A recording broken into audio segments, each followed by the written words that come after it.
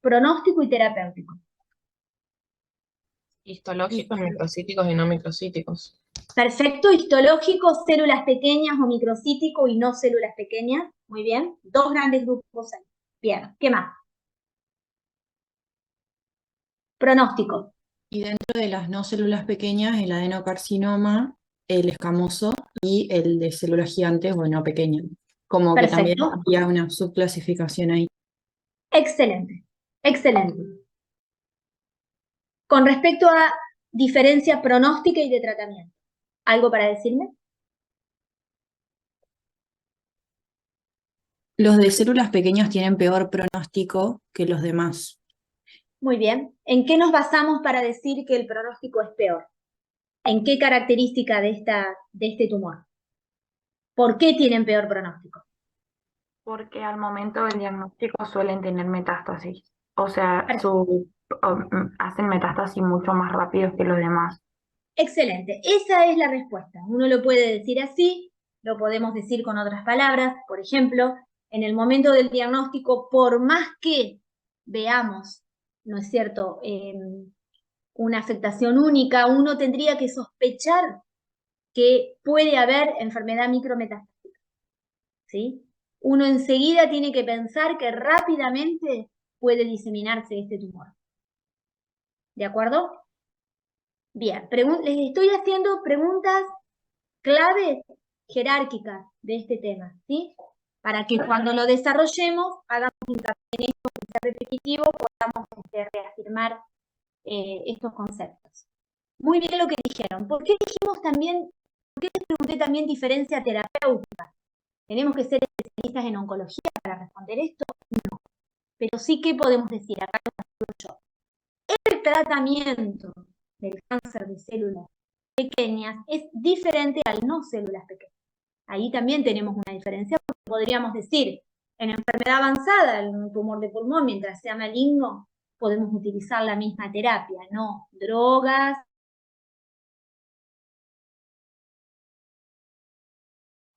para no ser útil. Bien, otra pregunta importante y clave. ¿Alcanza para decidir la terapéutica para cáncer de pulmón?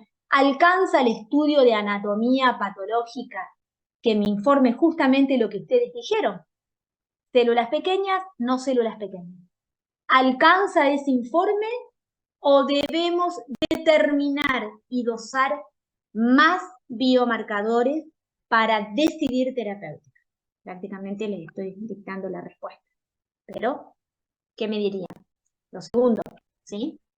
Sí, que no alcanza. ¿Sí? No alcanza. Ustedes comprendan esto, porque esto no es una afirmación de memoria. Fíjense la trascendencia que tiene, chicos. Para determinar biomarcadores en una muestra de biopsia, ¿qué es lo que necesitamos? Una buena cantidad de tejido. Entonces, si ustedes son los que tienen que decidir realizar una toma de biopsia ante un paciente que tiene un nódulo pulmonar, la balanza se va a inclinar para que obtengamos una buena muestra, no una punción aspirativa citológica.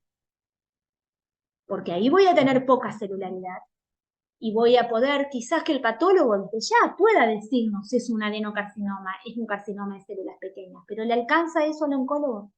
No. Estemos bien formados, bien preparados para saber que necesitamos buena muestra. Si bien existen hoy biopsias líquidas y podemos hacer determinaciones en sangre, la primera a la que uno va a recurrir y con lo que uno cuenta es poder tener biopsia del sitio tumoral. ¿Vamos? Entonces esa es otra pregunta importante. No termina con la anatomía patológica. Y encima no termina, y encima en pulmón no termina con la anatomía patológica.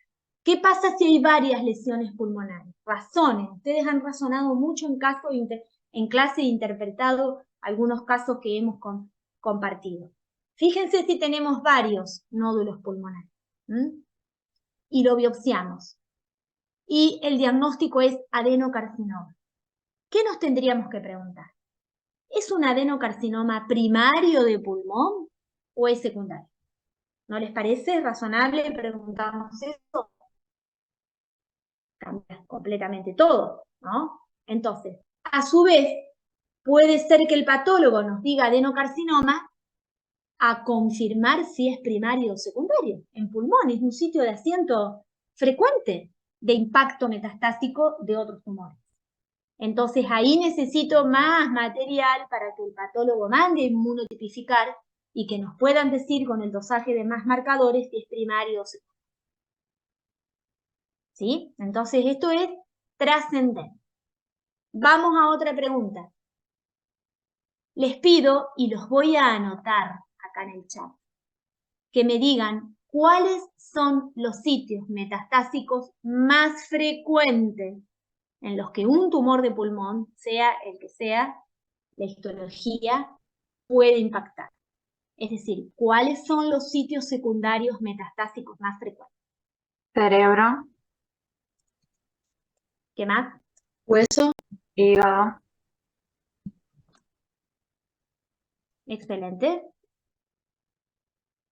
Falta uno. Ahí están poniendo el presente, les pido que por favor el presente lo pongan al final. Puede ser por invasión No lo local a la pleura. ¿Cómo? Por ¿Narela? invasión local a la pleura. Sí, ahí podríamos decir no a distancia, ¿sí? No por vía hematógena, sino por vía linfática, ustedes me tendrían que haber dicho primero ganglios. Por contigüidad o invasión local, pleura, excelente. Muy bien. suprarrenal. Ahí está. Qué bueno que dijeron suprarrenales, porque las glándulas suprarrenales, ¿las hemos mencionado en otros sitios? No. Entonces, fíjense, chicos, acá. Ahí les quedó, tenemos, bueno, un presente en el medio, no importa, pero ahí les quedaron los sitios metastásicos, ¿sí? En el chat. Sabiendo cuáles son los sitios metastásicos más frecuentes, ¿qué es lo que aprendemos? Y bueno, aprendemos que si tenemos que estadificar un tumor de pulmón, es obligatorio pedir imágenes, aunque el paciente no tenga síntomas ni la clínica guía que tengamos que buscar en estos sitios, es obligatorio pedir chequeo de estos sitios para poder estadificar. Entonces les pido que me digan qué estudios pedirían para chequear, ¿sí?, estos sitios metastásicos. Y ahí entonces entramos a hablar en la estadificación de este tumor. Podría ser un PET y para Excelente. cerebro un ATAC. ¿Un ataque para cerebro? resonancia magnética. Resonancia. Muy bien. Si pido PET, fíjense, ahí se los escribo, voy a pedir resonancia de cerebro. Ahí lo tienen. Si elijo pedir PET, que es correcto, voy a pedir resonancia de cerebro. Si no puedo pedir un PET, ¿cómo chequeo? ¿TAC de qué? Completo, doctora. Puede ser un TAC de tórax, abdomen y pelvis. Muy bien. O sea, es un buen método para ver suprarrenales. Es un buen método, se puede ver. ¿Sí? De Podemos última, evaluar suprarrenal.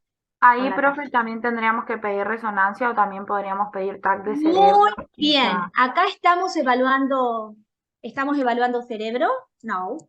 Entonces voy a pedir resonancia de cerebro. Si pido TAC completa, pido resonancia de cerebro porque el método de elección para chequear impacto metastásico cerebral es la resonancia.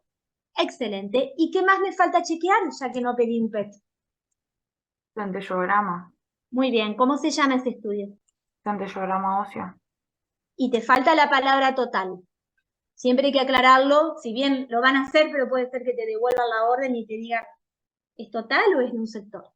¿Sí? Centellograma óseo total, estudio que usa tecnesio 99, ese es el contraste, y puede haber hiperfijación en sitios metastásicos, como siempre, y ya lo aclaramos en medicina, el estudio ideal diagnóstico que no tenga falsos positivos, podríamos decir que no existe, entonces componente inflamatorio nos puede también marcar. Perfecto. Así está. ¿Hay marcadores tumorales que sea obligatorio pedir en cáncer de pulmón? Ustedes saben que no es obligatorio, pero muchas veces el CEA puede estar aumentado. Esto guárdenselo para ustedes. Puede ser que lo encuentren en la bibliografía, como no. No es una recomendación estándar ni una obligación tener que solicitarlo. Algunos Algunos profesionales lo piden para ver también el seguimiento. Pero ya estudiamos que sea es específico, sí, sensibles, vamos a decir, para tumores digestivos. Bien, a ver si quedó otra pregunta. Otra pregunta clave para jerarquizar.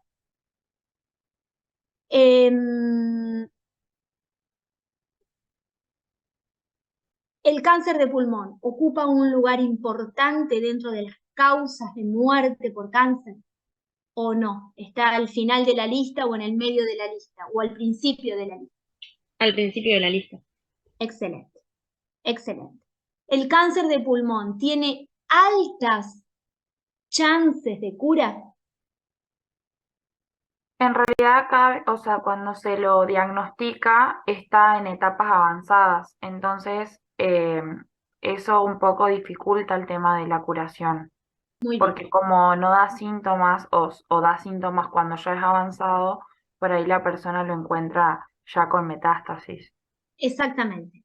Esa es una excelente respuesta y la otra respuesta que si uno lo encontró Pero en una antes, etapa... para saber, Adelante, Paulina, sí. perdón, se me había tilado, que antes lo que necesitamos es saber el origen de ese cáncer, porque hay algunos que son más agresivos que otros, dependiendo de qué tipo de célula sea la neoplásica, y Muy algunos bien, tienen mayor tasa de recuperación. muy bien. Tendríamos que aclarar la histología. La pregunta fue general, ¿no?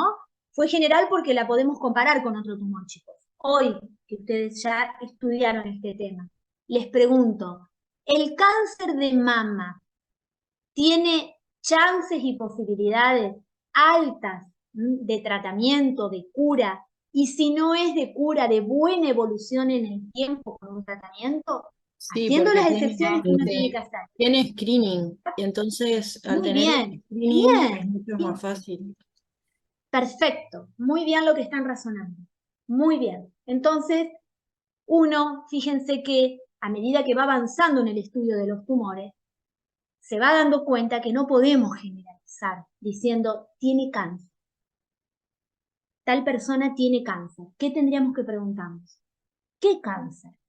Obvio, por supuesto, no podemos poner en la misma bolsa todos los tumores. Y a su vez, si decimos, ¿qué cáncer? Bueno, espera, ¿qué estadio? Ajá. ¿Y dentro de qué estadio, por ejemplo, en mama? ¿Es hormonal dependiente? Y ahí pronóstico, evolución, podemos encontrar en estas evaluaciones una diferencia. Pronóstico, en evolución, posibilidades de tratamiento. ¿Sí? Bien. Bueno, preguntas claves creo que ya estamos. Vamos ahora a avanzar. Voy a ir más rápido con los conceptos teóricos porque eso lo dejo para que ustedes lo estudien solitos. Este corte de TAC, francamente patológico, ¿quién se animaría a describir lo que se está viendo? Es un corte único, pero bueno, uno podría describir. ¿Es un corte normal? No. ¿Por qué es anormal? ¿Qué se ve?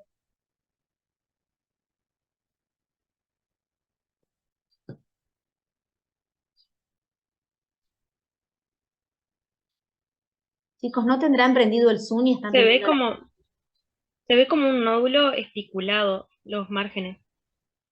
los bordes o los márgenes más bien espiculados? Ajá. Un nódulo que, ¿cómo lo describí? Al nódulo. ¿Algo más para decir? Una masa radiodensa. Radiodensa. Difícil acá poder hablar de milímetros, centímetros, ¿no? Pero aparenta ser grande. Aparenta ser grande.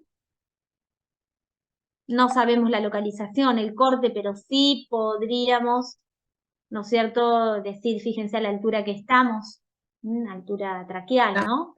También se podría ver si no tenía un estudio previo para ver si creció o no creció. Perfecto. Comparación con estudio previo para poder inferir características de ese nódulo. Bien, si tuviéramos que decir, ay, esta es la única imagen que tengo, fíjense qué conflicto, ¿no? ¿Qué conflicto si tuviéramos este paciente con esta única imagen, chicos? ¿Cuál sería el conflicto? Si tuviéramos que realizar ¿qué?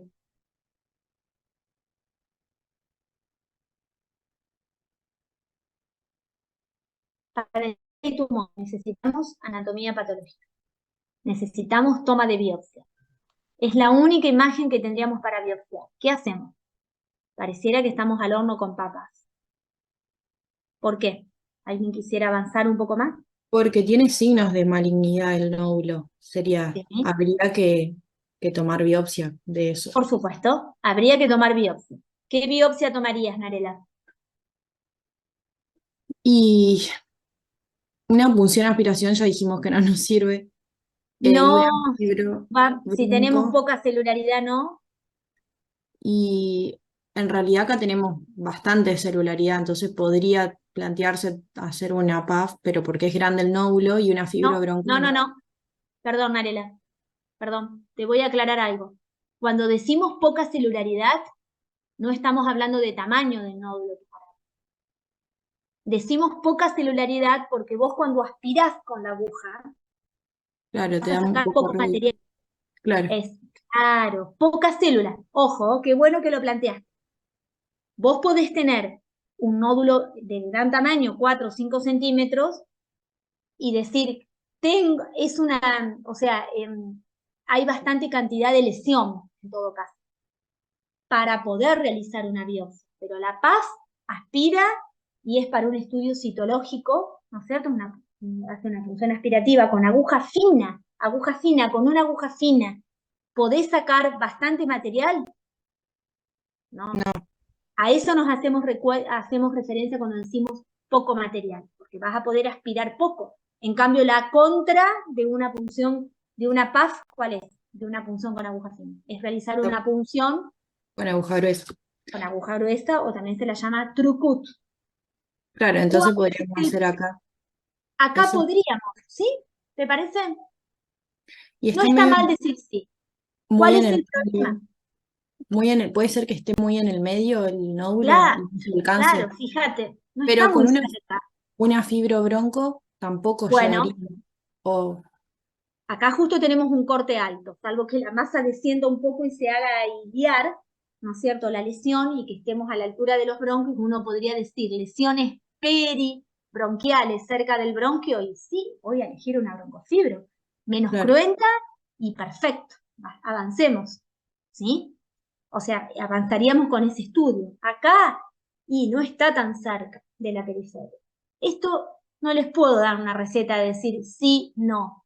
Es discusión con el imagenólogo, con el neumonólogo. ¿Cuál es el problema de realizar una punción con aguja gruesa en parénquima pulmonar? Riesgo de, alto riesgo de, ¿qué complicación? Si punzamos Neumotórax. pulmón. Neumotórax. Neumotórax. Sí, señor, neumotórax, principalmente, ¿no? Bueno, muy bien cómo razonaron. Les dejo todo lo que es epidemiología, ya lo hemos hablado, para que lo vean por favor solos, no tienen que saber cifras. Fíjense, está con letra muy chiquita, pero si decimos, bueno, en pulmón, fíjense si nos detenemos un poco. Todos los tipos tumorales, dentro de los epiteliales, acá tenemos adenocarcinoma, carcinoma escamoso. ¿Son los únicos? No. Tenemos los tumores neuroendocrinos, ¿sí? Después tenemos otras histologías, los mesenquimáticos, fíjense, una martoma pulmonar, condroma, tumores raros, adenomas que serían benignos, los linfohistiocíticos, los de origen ectópico, tumores de células germinales, es decir, que tengan asiento en pulmón, tumores germinales, tumores metastáticos. Y acá, qué lástima que no tenemos mencionado, porque estaría bueno, pero los vamos a anotar en el chat. ¿Cuáles serían los tumores metastásicos que estudiamos hasta ahora y de los que ustedes conocen, que podrían justamente, valga la redundancia, dar metástasis? ¿Cuáles serían los tumores primarios? La pregunta. Mama, Díctenme. colon, Mama. colon. Bueno.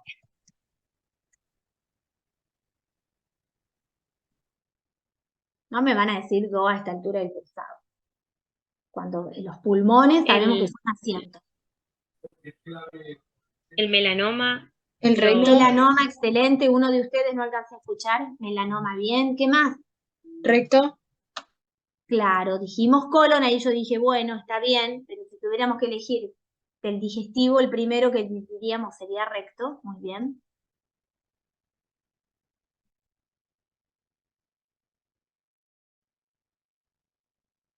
Ojo, les estoy preguntando tumores que no vimos todavía, ¿ah? Y que no vamos a ver, sino que ustedes ya estudiaron. Pero no me van a decir que pulmón nomás vamos a mencionar 3 o 4 cuando decimos los pulmones son sitios frecuentes, es un sitio frecuente de asiento metastático. después los genitourinarios también podría ser. Claro, vamos a englobarlos así, pero dentro de los genitourinarios, al menos menciónenme 2, que se los estoy escribiendo, que tenemos que ir rápido a buscar. Y es frecuente, chicos, y ahí iríamos. ¿Cuáles dentro de los genitourinarios? Vejiga y riñón. Muy bien, ahí está. Perfecto. Bien que hayan dicho melanoma, después ustedes podrán decir próstata, sí, por supuesto que también, podría ser. Dentro de los digestivos, esófago, estómago, también vamos a poner digestivos y ya sabemos. Tumores de vía biliar, también. Tumores agresivos, páncreas, también. Bien, bueno, vamos. Esto ya lo dijeron, la clasificación histológica, muy bien. Fíjense que si hablamos un poco de frecuencia de estas histologías, el de células pequeñas es el menos frecuente y dentro de las histologías de no células pequeñas, 85%, a su vez podríamos diferenciarlas en adeno escamoso ahí fíjense que el más infrecuente es el de células grandes dentro de los no células pequeñas, ¿sí? Otros que no tienen especificidad, que no son bien determinados, y el adeno sería el que más porcentaje ocupa en frecuencia. Te lo paso. Fíjense, nosología oncológica. ¿Qué significa esto? Según el órgano, ¿no es cierto? Tenemos un criterio, ¿no es cierto?, oncológico. Según el órgano, vamos a decir pulmón, mama. Según la histología, si es adenocarcinoma, células pequeñas.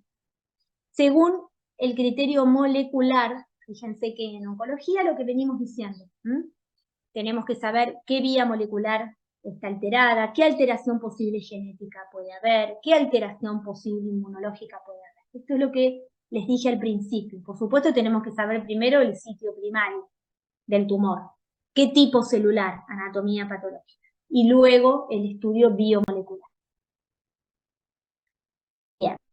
Entonces podemos decir que en un mismo órgano podemos tener diferentes enfermedades que hayan influido distintas etiologías, que puedan tener un comportamiento biológico distinto, ya lo vimos, un pronóstico diferente y por supuesto un tratamiento diferente. ¿Y por qué esta fecha? Y que hago el anclaje con este tema, con el seminario Dios mediante que vamos a tener este jueves a la noche. Medicina de precisión. ¿Qué significa esto? Ya lo vimos en clase. Ante una terapia general, como es la quimioterapia, hoy que existen tratamientos dirigidos. ¿Dirigidos a qué? ¿O a dónde? ¿Dirigidos a dónde, mejor dicho? Dirigidos a distintos factores de crecimiento celular, dirigidos a receptores que estimulan la angiogénesis. Esa es la medicina de precisión. En vez de tirar una bomba, vamos a decir, a todo el cuerpo, bueno, voy directamente con un dardo, ¿sí? Dirigido a, perdón, la respuesta, la comparación no es a todo el cuerpo. En vez de tirar, ¿no es cierto?, vamos a decir, un agente que pueda actuar en diferentes sitios del cuerpo, voy a elegir un agente que actúa en un determinado blanco. Entonces decimos frente a un target, frente a un receptor, a un foco preciso. Esto ya lo saben y es repetitivo para ustedes, las manifestaciones clínicas, pero no nos vamos a quedar con esto, sino que hoy ya sabemos que podemos agregar más. Y en tumor de pulmón no nos olvidemos de agregar sobre todo una más, porque si tuviéramos que decir, dentro de lo infrecuente que es que haya síndromes paraneoplásticos, ¿cuál es el tumor que mayormente lo podría dar? El tumor de pulmón. Entonces, manifestaciones locales como tos, hemoptisis, disnea. ¿Por qué disnea? Vamos a agregar causas a estas que tenemos. Razonemos. Por culpa de la lesión que ocupa espacio, por culpa de que está comprimiendo la tráquea, desde ya. Por culpa de una telectasia secundaria al tumor. Por culpa de que hay derrame pleural o pericárdico. Por una invasión carcinomatosa, ¿no es cierto?, en el tejido intersticial, y esto lo llamamos linfangitis carcinomatosa, cuadro de muy rápida y mala evolución, cuadro que perjudica mucho a la persona porque verdaderamente, bueno, hay disnea, hay tos seca, y fíjense, pensemos en la fisiopatología, chicos. Esta disnea por linfangitis podría mejorar con oxígeno, sería un tratamiento que según la fisiopatología, ¿no?, de la enfermedad podría revertir. No da alivio. El alivio puede ser menor por recibir oxigenoterapia en el contexto de un tumor. Los corticoides ayudan, pero lamentablemente este cuadro de linfangitis carcinomatosa evoluciona mal y rápido. ¿Qué otras causas de disnea conocen en un paciente que tiene un tumor de pulmón? Acá estamos diciendo las locales, las que son culpables de la afectación parenquimatosa pulmonar. Pero ¿por qué más el paciente con un tumor de pulmón podría tener disnea? Podría ser por el mismo estado constitucional, la anemia también, que podría Bueno, generar. espera. Anemia es una causa. Escribo anemia, ahí se los escribo. Esa es una específica, ¿sí? Transporte de oxígeno, afectación del transporte de oxígeno y tengo anemia. ¿Por qué por el estado general puede haber disnea? No está mal, pero vamos a llegar al por qué.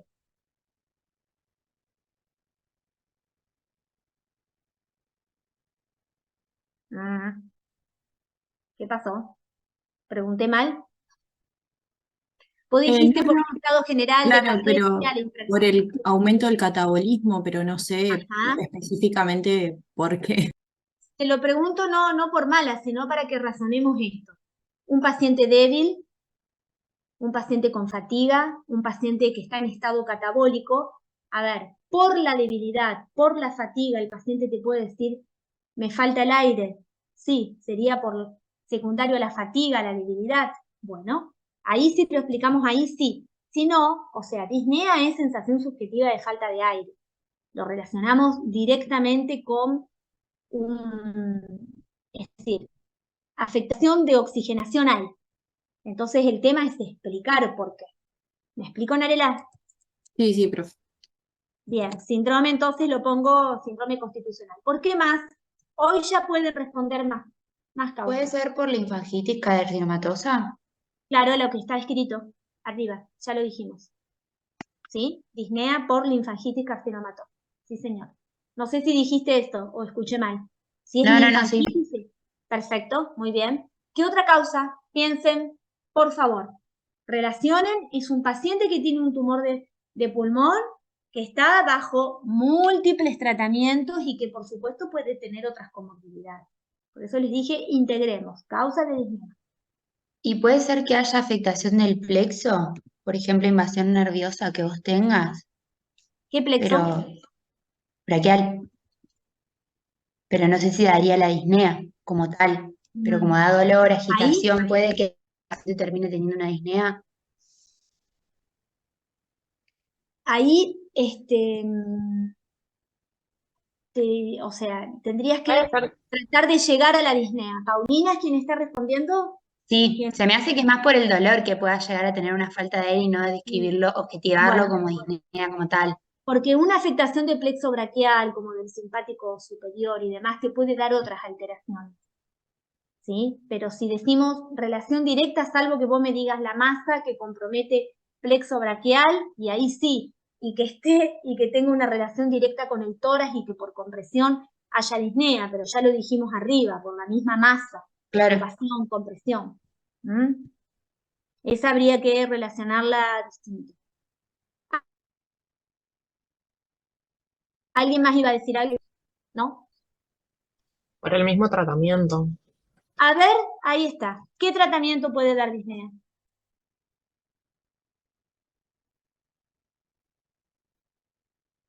¿Y por qué?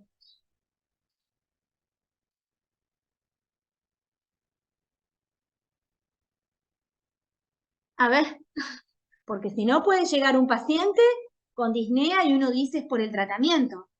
Pero ¿qué tratamiento podría dar disnea? ¿Por qué puede tener disnea un paciente que está haciendo tratamiento oncológico? Es re difícil esta pregunta. Puede ser por insuficiencia cardíaca, por cardiotóxicos. Muy bien. Por insuficiencia cardíaca, por una droga cardiotóxica que ya la estudiaron y se las voy a escribir, que es la doxorubicina, que justamente en tumor de pulmón no se utiliza esta droga, salvo segunda línea células pequeñas, si no, no, pero supongamos que se utilizó. Bueno, entonces sería por insuficiencia cardíaca por doxorubicina y se los escribí. ¿Qué otra causa de disnea por tratamiento conocen? ¿O por qué tratamiento podría haber disnea? ¿Por qué? Porque no lo vimos todavía. Pero ojo, chicos, las drogas oncológicas por sí mismas que den disnea, no. Salvo algunas que pueden dar una afectación pulmonar, ejemplo, gemcitabine, que antes que doxorubicina lo pondríamos, pero no es por IC, sino que es por afectación directamente pulmonar. Ahí se lo escribo, esto es fino, no tienen que saberlo, pero es importante conocerlo, más que saberlo, sí, lo tienen que saber, conocer, pero no se les va a exigir. ¿Y por qué otra razón? Esto es fino, se los voy a decir. Supongamos que el paciente está realizando radioterapia por un tumor de pulmón y que como complicación de la radioterapia hay una neumonitis radiante, actínica, me falta escribir. Neumonitis actínica, que es lo mismo decir radiante. ¿Estamos? Después, no le echemos la culpa a síntomas, como por ejemplo puede ser un error, que ya lo vimos, ya vimos esta urgencia.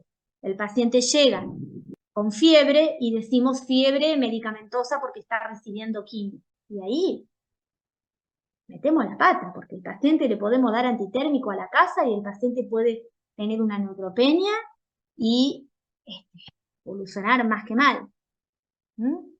Por mencionar algunas, entonces ligadas al tratamiento.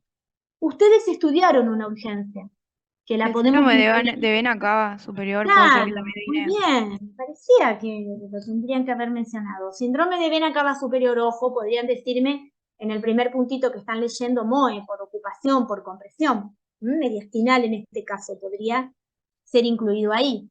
Bueno, Profe, a ¿y ver, podría ser un TEP también? claro, perfecto, por eso les dije piensen, integren. ¿Por qué un paciente con un tumor puede tener un TEP? Porque es un factor de riesgo para la procoagulante, digamos. Muy bien, hay un estado protrombótico, procoagulante, entonces siempre sospeché. TBP, TEP, desarrollo de trombos desde ya. Bien, podría haber disnea por un síndrome paraneoplásico.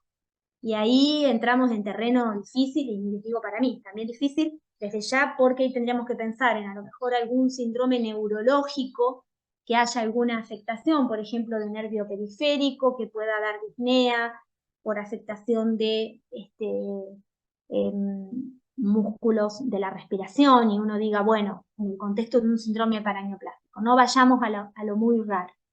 Puede ser que el paciente haya recibido quimioterapia, que en tumor de pulmón la principal quimioterapia está basado en el uso de platinos, y el platino necesita una hiperhidratación, y que entonces allí haya recibido una sobrecarga líquida, y que entonces, bueno, ¿qué pasa? Que el paciente tenga alguna base de cardiopatía o no, y que debute con una insuficiencia cardíaca. Ustedes bien dijeron insuficiencia cardíaca por drogas, bueno, puede ser también por sobrecarga hídrica. Y creo que ya dijimos bastante. Si nos preguntamos, dejemos de lado disnea, solamente las manifestaciones clínicas de un tumor de pulmón pueden ser por culpa del compromiso local o loco regional, ahí estamos viendo más síntomas secundarios a la compresión mediastinal. No, podemos tener, ¿no es cierto?, la diseminación metastásica a distancia. Esperen que antes de pasar el slide, recordemos el síndrome de Claude-Bernard, en el que por compromiso justamente del simpático cervical superior, podemos tener esta sintomatología, ¿sí? Miosis, ptosis, anhidrosis.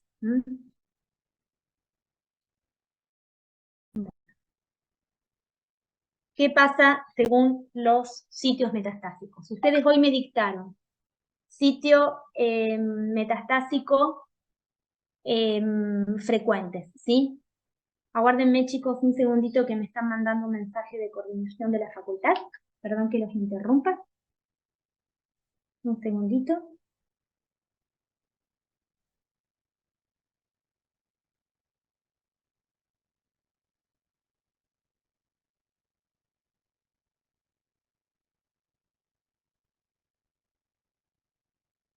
Perfecto, gracias, Julio. Vos sabés que no lo había visto agendada.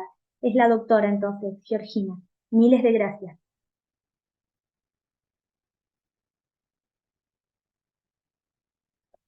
Gracias, chicos.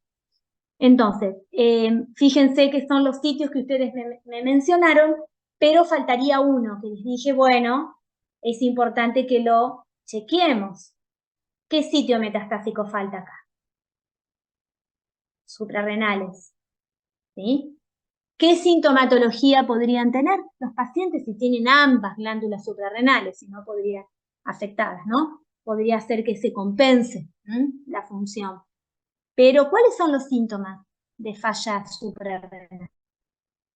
Qué difícil esta pregunta. Siempre que lo pregunto, hay como un silencio total. Y lo van a ver, porque el paciente así puede venir con esos síntomas. Síntomas, signos, o más que nada síntomas, pero más bien lo otro que puede ser, datos de qué, de laboratorio. ¿Cuáles pueden ser? ¿Puede ser que el paciente tenga la presión baja? Claro, por esos signos ahí le dije, bueno, datos de laboratorio. Puede haber hipotensión. Acuérdense de esto, chicos. Fatiga.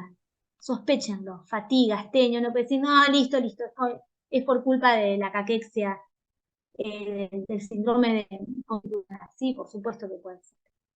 Ahí el mecanismo es otro, ¿no? Distintos factores que se liberan a nivel del sistema nervioso central. Pero puede haber astenia, fatiga, si hay insuficiencia suprarrenal. Bien. Fíjense dentro de los paraños. ¿Perdón? Hay alteración en el ionograma también. Claro, ¿cuáles son esas alteraciones? Muy bien, Matías, ¿cuáles son? Y principalmente hiponatremia e hiperpotasemia. Exactamente. Una hipercalemia o hiperpotasemia e hiponatremia. Por eso les decía, síntomas, fatiga, cansancio, astenia. Signos, hipotensión. Dato de laboratorio, hiponatremia, hipercalemia. Dentro de los paraneoplásicos, ahí están mencionados algunos. Si viéramos una imagen, esta RX, bueno, francamente patológica, este corte de TAC con ventana mediastinal también. Podríamos pensar que esta es la vena cava superior, parte del vaso, que se ve, debería verse redondita, bien. Acá hay otro compromiso pulmonar, más bien torácico, ¿no? Compromiso que más bien podríamos decir que compromete prácticamente toda la pleura, ¿no? Fíjense, un engrosamiento pleural. Acá, fíjense, distintas manifestaciones, ¿no? Acá tenemos un compromiso bilateral, en donde pareciera, ¿no es cierto?, que se distinguen imágenes nodulares, pero podríamos decir que es más bien retículo nodulillar, o cómo se vería un componente de linfangitis también, carcinomatosa, pero más bien tiende a ser nodular y micronodulillar bilateral. Fíjense, pregunta difícil les voy a hacer. Este paciente, sí o sí, debería tener disnea el paciente que tiene esta tumoración. ¿Sí o sí?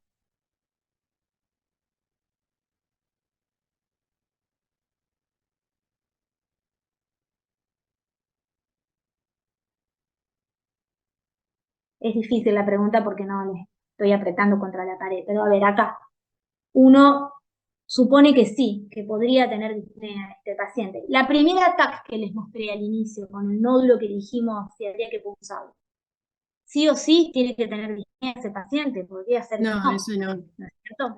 Muy bien, excelente. Acá, y sí, acá tenemos una compresión mediastinal y seguramente quizás que sí. Acá, a lo mejor no. Tenemos normal. Y si esto se fue instalando en el tiempo y hay una respiración supletoria normal, podría ser que no. Ahora, chicos, con esta placa de tórax y esta TAC, ¿ustedes qué piensan? ¿Que el paciente no tiene disnea? ¿Es bilateral el compromiso? Prácticamente no queda parénquima sano, ¿no es cierto? Podríamos decir, y es una placa que si el paciente tiene disnea, está correlacionada. ¿Por qué? ¿Qué pasa? A veces cuando vemos un paciente nos puede llamar la atención y decimos, no tiene disnea y mira esta placa. Tiene mucha afectación y decir, bueno, una disociación clínico-radiológica, ¿no? Podría ser. Cuando tenemos una tumoración también, a lo mejor vemos una tumoración que en un solo hemitórax y decimos, uy, seguro que lo voy a encontrar con disnea y a lo mejor no.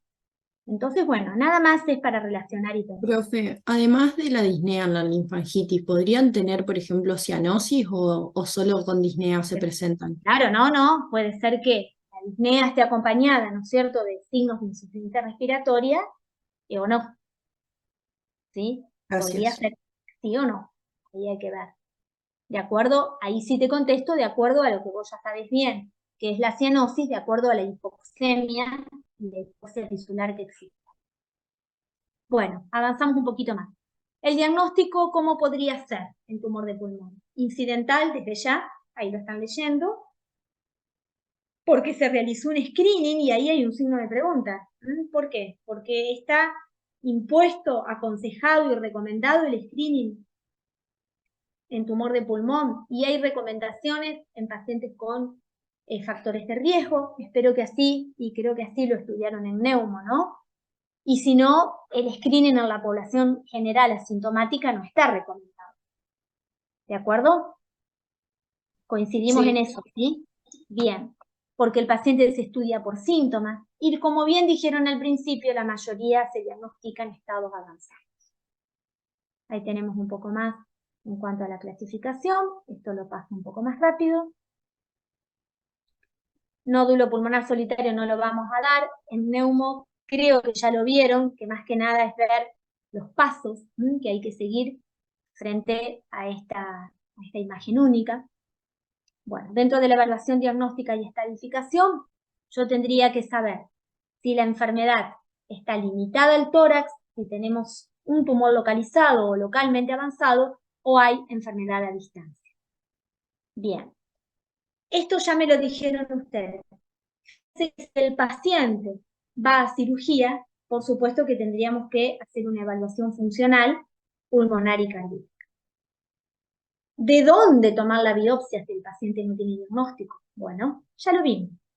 A través de una broncoscopía. Primer principio, chicos, elegiríamos el método menos inocuo, menos invasivo y que por supuesto pueda obtener una buena muestra. Broncoscopía, punción percutánea o una videotoracoscopía.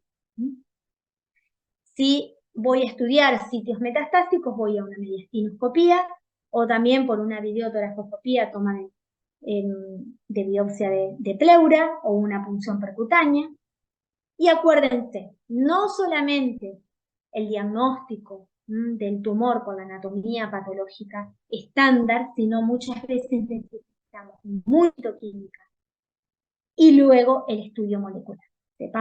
Sepámoslo bien a esto, sin duda. Si repasamos el TNM, ¿importa el tamaño tumoral acá, medido en milímetros, centímetros? Sí. ¿Importa qué estructuras vecinas se afectaron? ¿Importa los ganglios? homolaterales, contralaterales y los sitios metastásicos a mitad.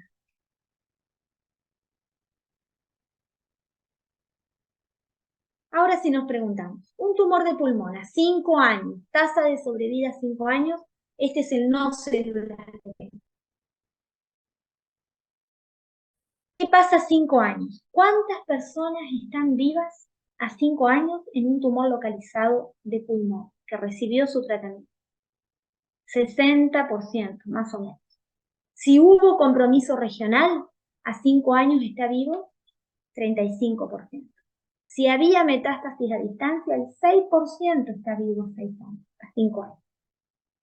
Entonces, fíjense, si este mismo cuadro lo aplicamos a un tumor de mama hormonodependiente, ¿serían los mismos valores? No, y ya lo vimos. Habíamos dicho estadios precoces de cáncer de mama, estadio 1, 2, tumores localizados. Más del 90% de las personas puede estar viva a los 5 años. Entonces ahí decimos, el pronóstico de cada tumor es propio, es individual, por más que haya recibido un tratamiento local, ese tumor puede recaer. Eso es lo que hace que un tumor sea malo. Podríamos decirlo en términos sencillos. Bueno, todos los factores pronósticos que van a influir, ¿sí? Por supuesto la estadificación, por supuesto si hay rasgos histológicos, tasas según el tipo histológico, los factores de crecimiento celular, si el paciente tiene comorbilidades. Esto es, diríamos, común a varios tumores. Bueno, y acá empieza un poco más la complejidad, pero vamos a resumir. Bien, siempre el tratamiento interdisciplina. Está mal que el oncólogo lo decida solito, está mal que el cirujano, el especialista de tórax, decida solo un tratamiento. ¿Cuáles son los 3 tratamientos posibles? Cirugía, radioterapia, droga. ¿Existe la radioterapia neoadyuvante? Sí, antes de que se decida entonces el tratamiento definitivo en un tumor de pulmón. Ahora van a ver que acá está explicado muy, muy detalladamente, pero no se va a exigir ese conocimiento, pero sí saber que si es un tumor localizado en el que la cirugía puede tener lugar, bueno, perfecto. Puede ser que antes el paciente realice tratamiento sistémico, sea radio o quimio, como lo están viendo, neoadyuvante. Puede ser que después que se opere necesite un tratamiento adyuvante, ¿sí? Sí, como puede ser que si es un tumor avanzado solamente haga tratamiento sistémico. Estos serían los principios generales de tratamiento. ¿Cuál es el concepto importante que ustedes tienen que saber? Saber esto, que necesitamos estadificar, necesitamos entender si es un tumor, conocer si es un tumor curable o paliativo, necesitamos saber si el compromiso es local, locorregional o a distancia. Necesitamos saber si es un tumor resecable, conociendo el estadio de la enfermedad, y también si es operable, porque puede ser que sea resecable, pero que el paciente, por su reserva pulmonar, cardíaca, por comorbilidades, tenga contraindicada la cirugía. Primer principio. En un estadio localizado, fíjense, no vamos a exigir N2, N3, 3A, en un estadio localizado, con intención curativa, porque es un estadio localizado, ¿sí? La cirugía tendría que ser un primer tratamiento propuesto. Si la enfermedad avanzó un N2, un N3, ahí tenemos que decir que si es un N2, es decir, hasta un N2, compromiso cercano ganglionar, podría plantearse la cirugía, pero se evalúa primero hacer un tratamiento. Ya cuando tenemos un estadio 3B en adelante, porque ya tenemos un N3, no es quirúrgico. Síntesis. En un estadio localizado, planteo la cirugía. ¿Tá? En un estadio localizado sería el primer tratamiento que se debe plantear. Si hay compromiso ganglionar, planteo primero tratamiento oncológico y después se opera, pero si ya es un M3, no es quirúrgico. ¿Cómo podría operarse el paciente? A través de la cirugía convencional, toracotomía, o a través de una mediastinoscopía, videotoracoscopía, serían los abordajes quirúrgicos. Para operar el tumor primario, que puede ser nódulo, la masa, es preferible la resección anatómica, la lobectomía. Otras pueden ser la neumonectomía o la segmentectomía o también la resección en cuña. En algunas situaciones donde uno pueda garantizar márgenes libres. Si es posible realizarlo en manos expertas, ya una resección en bloque, porque es un T3, un T4, es decir, que hubo compromiso más allá de parénquima pulmonar, si es posible, podría realizar. Y por supuesto, siempre la linfadenectomía, es decir, la disección ganglionar completa o según el estadio, el muestreo. Bien. Nunca decidir una cirugía de pulmón sin antes tener una buena estadificación preoperatoria y ni hablar experiencia del cirujano. La radioterapia en todos los estadios podría plantearse, fíjense, sí. ¿Qué pasa si era un tumor localizado, estadio 1, y que tenía contra, como dijimos, para la cirugía? Bueno, ahí se puede indicar la radioterapia. ¿Qué pasa si es inoperable un estadio 2? Bueno, junto con quimio. ¿Qué pasa si antes puede ser resecable y antes hay que decir un tratamiento? Perfecto, neoadjuvancia junto con quimio. Y si no, en tratamientos paliativos. Ustedes ya saben en qué situación. Cáncer de pulmón, tratamiento paliativo, indicaríamos radioterapia. Fíjense, ya estudiamos síndrome mediastinal compresivo de vena cava. ¿Y qué dijimos? ¿La radioterapia puede aliviar dolor? ¿Se puede utilizar para paliar el dolor? Sí. Entonces, ¿dijimos que podía haber metástasis óseas en cáncer de pulmón? Sí. Bueno, entonces para aliviar dolor óseo. Dijimos que podía haber metástasis cerebrales, sí. Ahí entonces tiene un papel la radioterapia. Metástasis ósea, metástasis cerebral. ¿Vamos hasta acá? Estamos hablando de los tratamientos, pero que lo puedan resumir a esto. Fíjense, hoy mencionamos una complicación de la radioterapia en tórax, neumonitis. ¿Sí? Puede aparecer durante el tratamiento o hasta 1 año y medio después. Bien, síntomas, como ya les dije, más bien tos seca, disnea. Esofagitis, obvio, se está irradiando el tórax, el esófago, por más que se protejan los órganos cercanos, pueden entrar dentro del campo radiante, entonces muchas veces puede limitar el tratamiento. El paciente, por supuesto, va a manifestar los síntomas de esofagitis, va a estar limitada su alimentación. No es fácil este tratamiento y uno tendría que tratar de, por supuesto, darle todo el tratamiento de soporte al paciente y poder continuar con el tratamiento. Nunca a costa de los efectos secundarios, obviamente. Puede haber una radiodermitis o dermatitis actínica, puede haber afectación, pensemos en órganos mediastinales, pericarditis, cardiopatía isquémica. Si fuera con una intención neoadjuvante o paliativa, acá tenemos el tratamiento sistémico que puede estar basado en la quimio estándar, en las drogas target. ¿Esto sabemos esto? Ya está. Bien. Estos son todos los criterios de cuándo indicar quimioterapia según márgenes después de una cirugía, es decir, la adjuvancia, ejemplos de drogas. Esto es fino, es propio de la especialidad, ¿sí?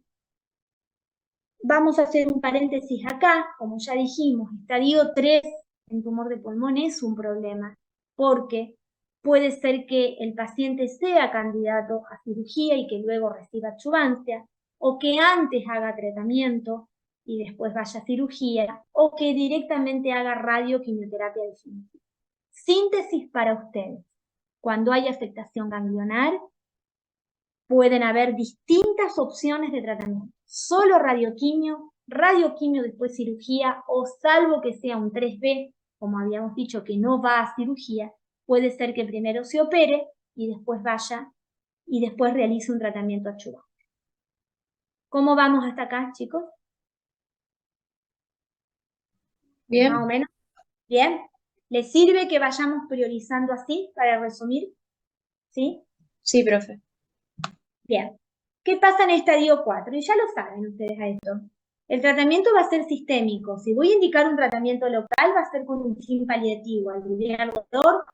Si hay hemotisis, aliviar sangrado, ya que la radioterapia tiene un fin hemostático. Bien. ¿Y qué es lo que pasa acá? Que debemos identificar los biomarcadores para poder elegir drogas, ¿no es cierto?, target.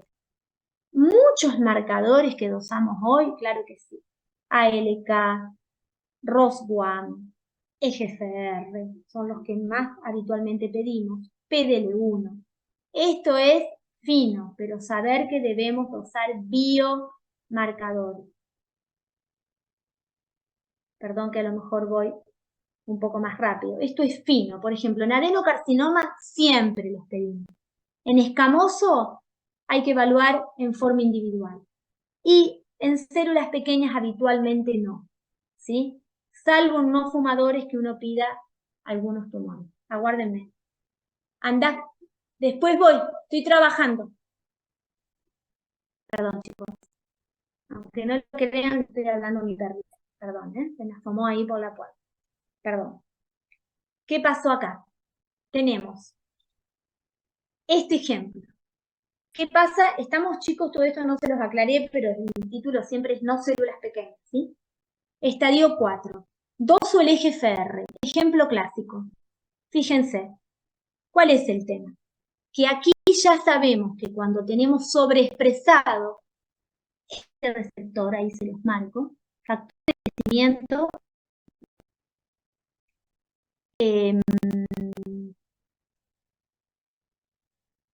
crecimiento, epidérmico, fíjense qué pasa si con un inhibidor de la tirosinquinasa, que son estos, que terminan en inhib, inhibidores de la tirosinquinasa, que actúan a este nivel, fíjense que actúan en la porción intracelular. Acá tenemos la membrana celular, esta es la porción externa del receptor, esta es la interna. Acá actúa la droga.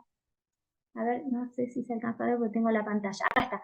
Acá actúa la droga inhibiendo, ejemplo, gefitinib, ¿sí? Pero podría ser el erlotinib, podría ser el osimertinib. Actúa acá, fíjense las funciones celulares que se inhiben, chicos. Inhibición de la apoptosis, inhibición de la inducción de metástasis, de la angiogénesis, de la invasión y de la proliferación celular. Señales celulares para estas funciones quedan inhibidas. Puedo tomar, como les dije, dosar, puedo determinar el EGFR a través de la muestra de tejido de biopsia, como también a través de una biopsia líquida hoy. Ahí, por ejemplo, dosando entonces el EGFR, puedo dar una droga anti-EGFR. Esto es fino, pero es importante que ustedes sepan la trascendencia de esto. Puedo dosar el ALK. ¿Qué droga voy a dar? Un anti-ALK. Crizotinib es el más utilizado. ¿Vamos hasta acá? ¿Esto lo daríamos en enfermedad localizada? No. Estamos en enfermedad avanzada, que dijimos el tratamiento es sistémico.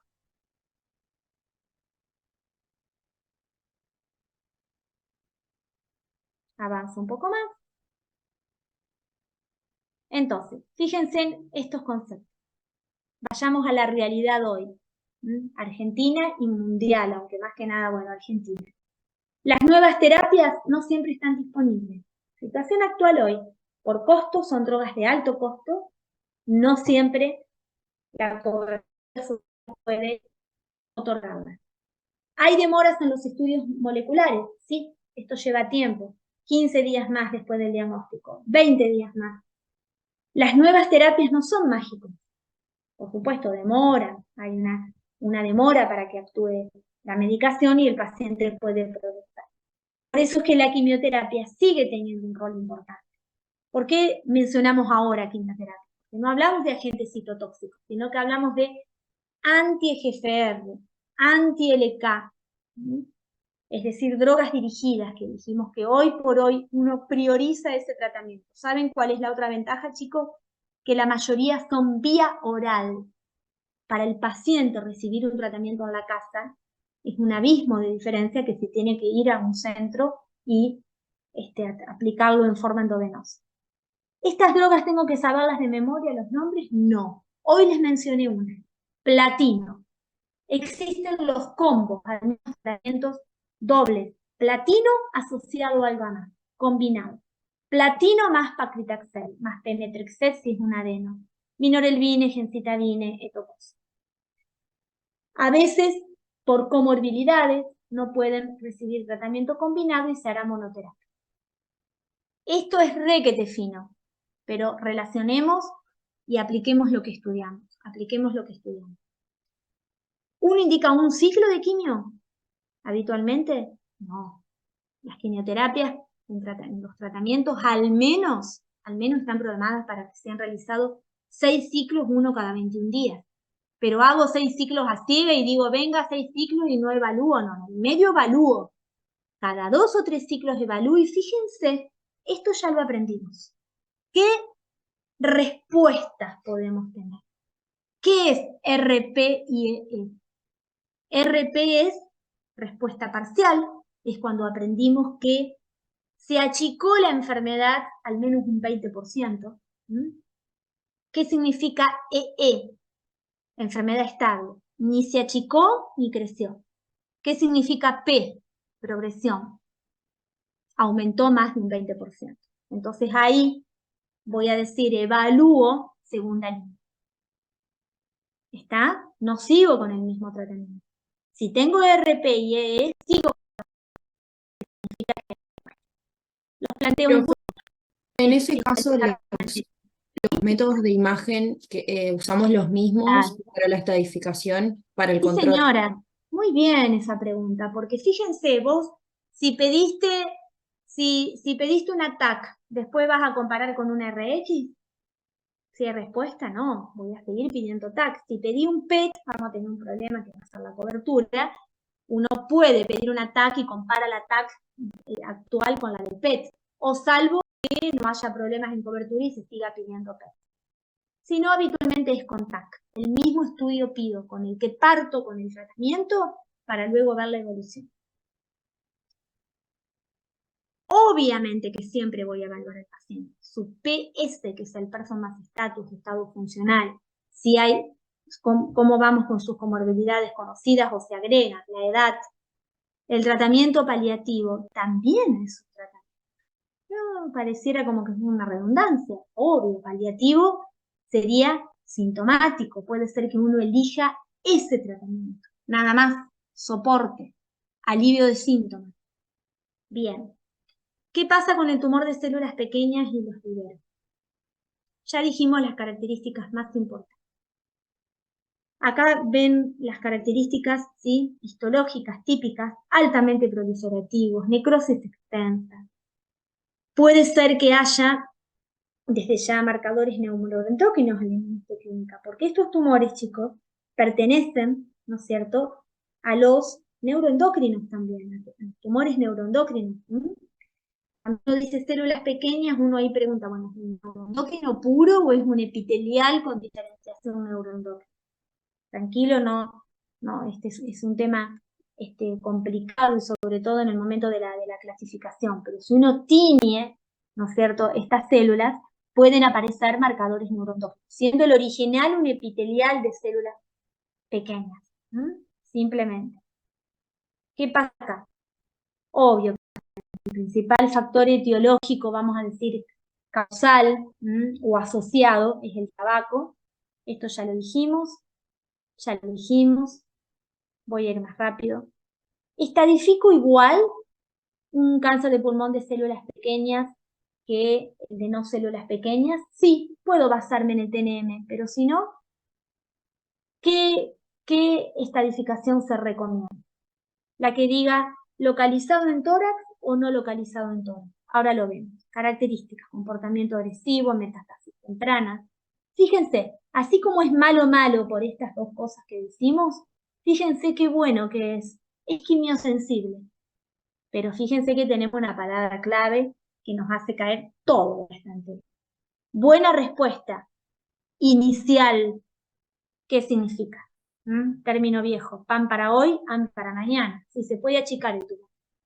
Puede tener buena respuesta. Alta proliferación, mejor actúa la química. Acá no vamos a indicar nada de tratamientos bio como primera línea bio según biomarcadores, sino que va a estar la quimio citotóxica. Rápida proliferación, indico quimio, rápida respuesta.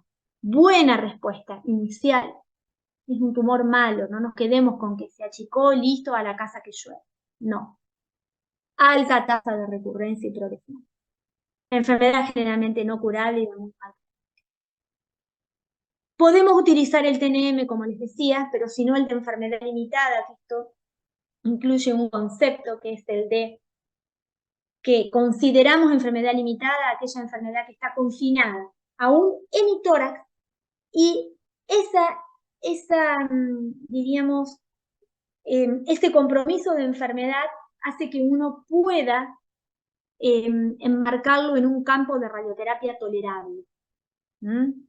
Es decir, que entre, vamos a decir, en un campo de radiación con dosis tolerables. Entonces uno podría decir, si ¿puedo tener enfermedad limitada con compromiso de pleura? Sí. ¿Con algún ganglio comprometido? Sí. Es limitada al tórax. En cambio, la extensa es cuando, ¿no es cierto?, tenemos enfermedad fuera de este campo. Esto tiene una implicancia terapéutica, por supuesto que es una estadificación más simple. Otra vez nos preguntamos a 7 años, un tumor de células pequeñas localizado a los 5 años. ¿Cuántas personas están vivas? Menos de un 30%. Ni hablar si había metástasis a distancia. Muy bajo. Esto ya lo sabemos, evaluamos según PS. Siempre a partir de un PS3 voy a evaluar el tratamiento sintomático. Acá faltaría agregar, considerar preferentemente tratamiento paliativo. Todo esto es paliativo si estamos en enfermedad avanzada, ¿no? Acá faltaría agregar tratamiento sintomático, es decir, no quimio paliativo, sino síntoma paliativo, vamos, sintomático paliativo, alivio de los vómitos, del dolor, del sangrado. Bien. Simple.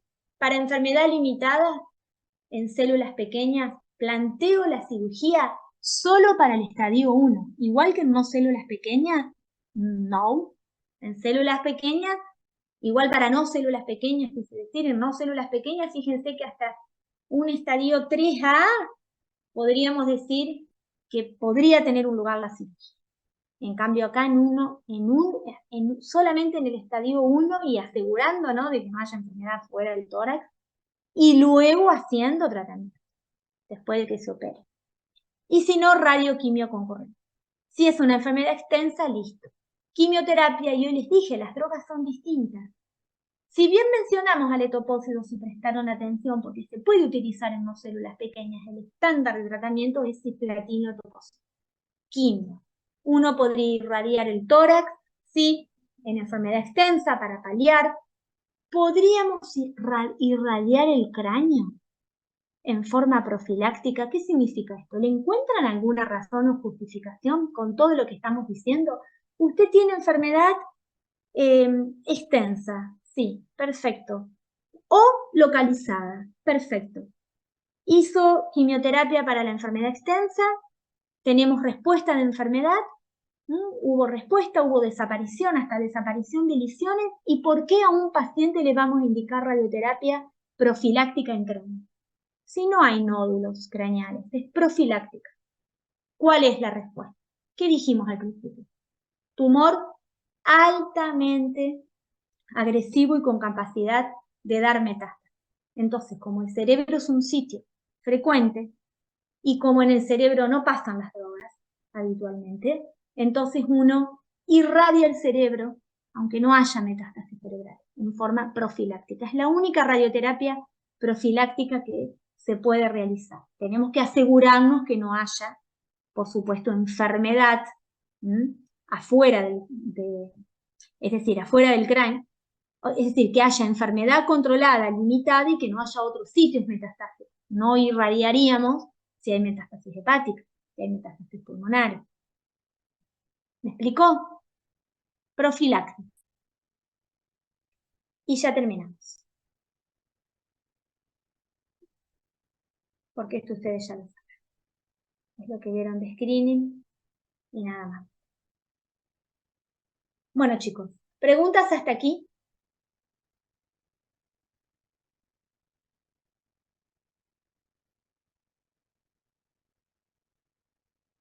¿No? Me da un miedo cuando no me responden porque no sé si están o no. Es muy difícil estar de mi lado, ¿no? No, profe, creo que no. Bueno. Nos vemos el jueves. Vamos a terminar el